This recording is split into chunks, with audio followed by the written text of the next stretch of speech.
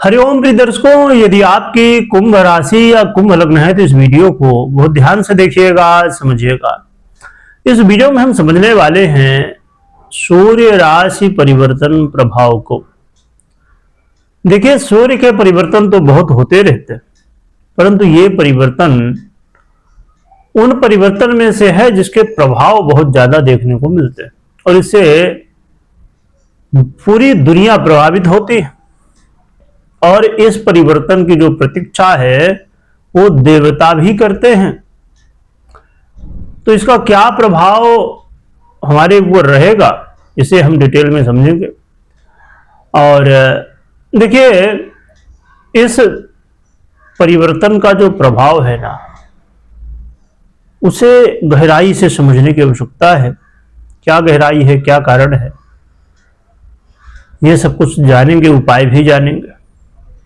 प्रिय दर्शकों, इस गोचर काल में हमारे जीवन में एक ऐसा प्रभाव दिखता है जो कि आपको ये चीजें, इसमें देखिए बहुत ही रहस्य की बातें भी हैं, उसे भी समझेंगे। इसमें हम चर्चा कर रहे हैं ग्रहों के राजा सूर्य की। सूर्य का ये गोचर काल कहा जाए कि वो गोचर काल है जो कि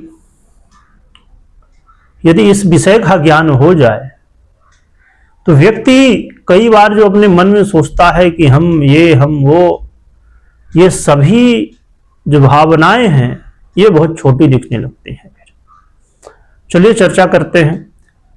सूर्य का ये गोचर काल मकर राशि में होने जा रहा है और जैसे ही सूर्य मकर राशि पर गोचर करना शुरू करते हैं वैसे ही इसे कहा जाता है मकर संक्रांति, जो कि हर वर्ष 14 जनवरी को मनाई जाती है। कई बार कुछ कारणों की वजह से, गोचर की वजह से 1-2 दिन आगे पीछे भी मनाई जाती है। 2026 का पहला परिवर्तन है सूर्य का ये,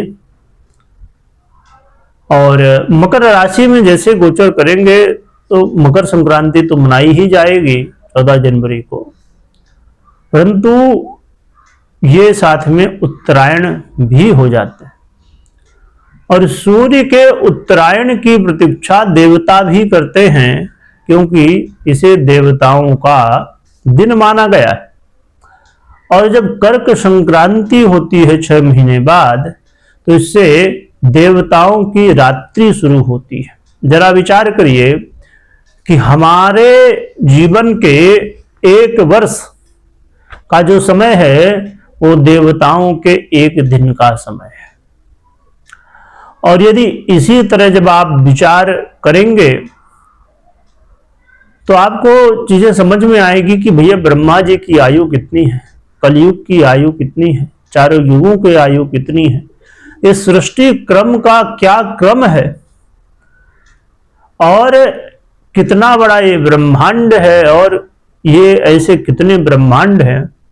जब ये चीजों को जब ज्ञान आपको होगा ना, तो ये लगेगा कि हम तो भैया सोच रहे थे कि हम इस पद में हैं, हम उस पद में हैं, हमारे पास इतना धन है, इतना व्यवस्था है, दुनिया भर की चीजें जो हम सोचते हैं, जो भी संसार में हम देखते हैं, तो ये सभी जो अहम कहा जाए या एक भावना कहा जाए, तो ये सब कुछ तब समझ में आता है कि कितना है और हम कितने प्रभावी हैं, हम कितने बड़े पद में हैं। ये सब चीजें फिर उस समय शून्य हो जाते हैं।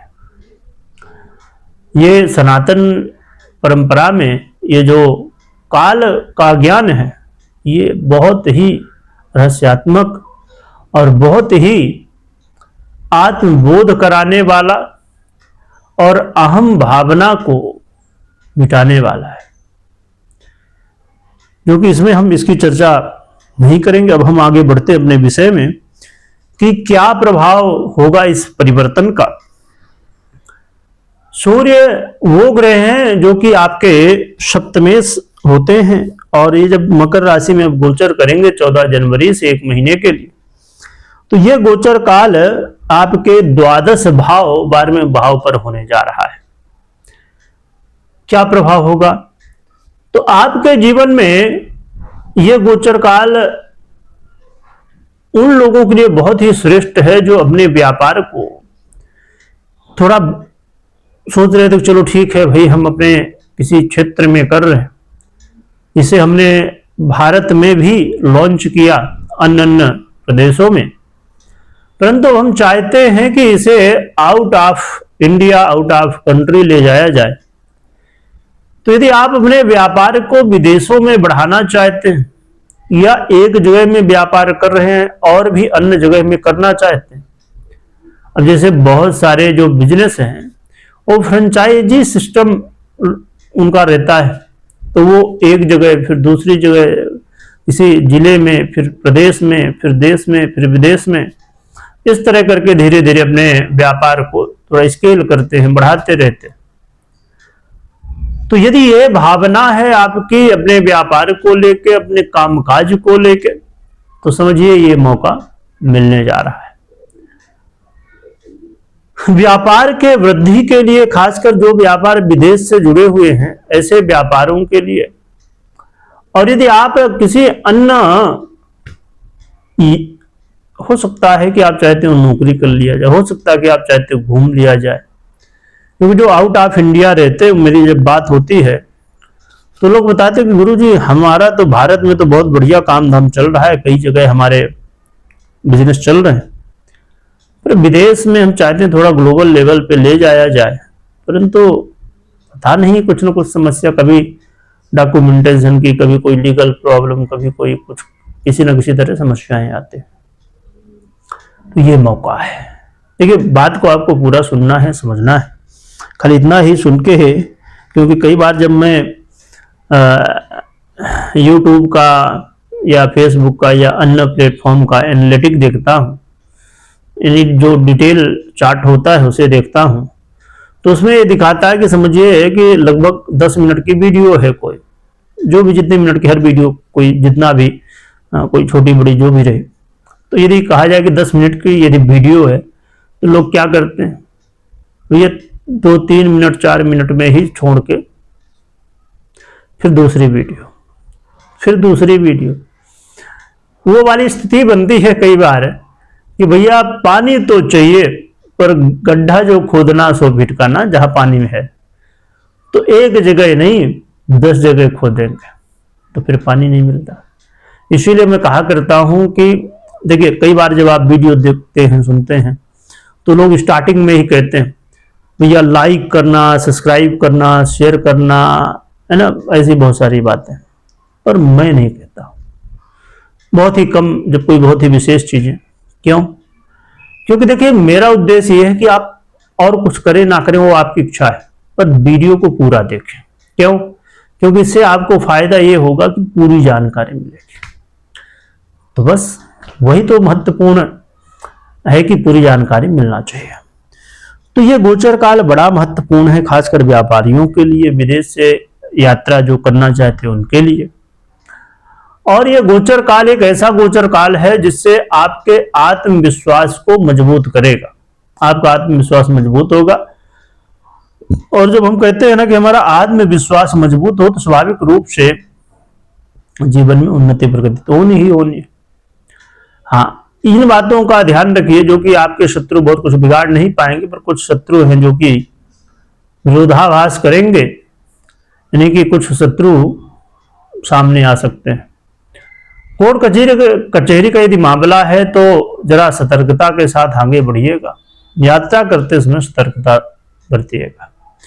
देखिए, कई बार यहां पर धन लाभ तो होता है, परंतु व्यय की स्थितियां भी ऐसे में बन जाते हैं, तो आपको थोड़ा ध्यान रखना है। और आंखों से संबंधित समस्याएं और या नींद से संबंधित समस्याएं भी कई बार देखने को मिलती हैं, तो इन बातों का ध्यान रखिए।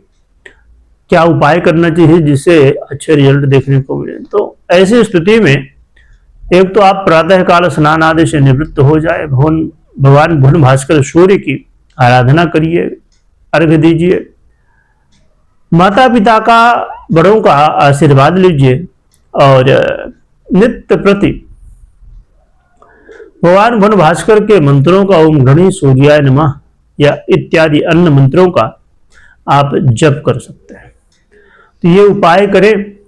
और एक बड़ा ही सरल उपाय है, वो है रुद्राक्ष को धारण करना है। तो यदि एक मुखी रुद्राक्ष सही मिल जाए उसे भी धारण किया जा सकता है। ये बड़ा ही प्रभावी उपाय होता है। तो आप ये उपाय करिए जो भी आपको लगे। और देखिए ये बहुत महत्व रखता है कि गोचर में तो कुछ बड़े अच्छे प्रभाव भी दे रहे हैं सूर्य, परंतु आपकी पर्सनल कुंडली में ये कैसे है? क्योंकि समझिए 2 पहिया वाहन है, उसका 1 पहिया तो भैया बहुत बढ़िया है, फुल हवा भरी हुई है, परंतु 1 पहिया पंचर है, तो फिर गाड़ी कैसे चल पाएगी? इसलिए आप पर्सनल कुंडली को भी जरूर चेक करिए, कैसी कैसी स्थिति में ग्रह हैं, क्या प्रभाव आपको दे रहे हैं। पर्सनल कुंडली विश्लेषण के बाद ही निर्णय लेना चाहिए। कमेंट में जय सूर्य देव लिखिएगा, खूब स्मरण करिएगा। वीडियो देखने के लिए बहुत बहुत धन्यवाद।